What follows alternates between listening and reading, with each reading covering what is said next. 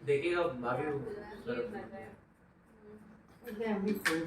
तो बताओ कमर पीठ सब दर्द हो जा रहा है एकदम। अरे 3 दिन हम लोग अभी भी वही स्थिति है, रोज कुछ ना कुछ काम लगा ही रह गया। एक दिन भुजिया बनाए, फिर एक दिन सवड़ा बनाए, फिर कल अपटन लगा सबको, और ये सब एकदम उठने बैठने में हालत बिगड़ गई। कुल हड्डी हड्डी का आप देख रहे हो, बहुत समस्या दूर हो गया अब।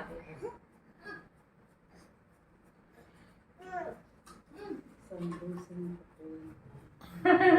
निकाल लेंगे।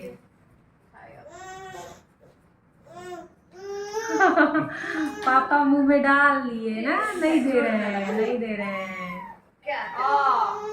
गोलू मुंह में लेके मुंह में चिढ़ा रहे हैं। नहीं नहीं लग रहा नहीं।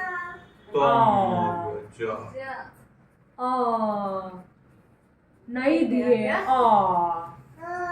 नहीं दिए, पापा नहीं दिए,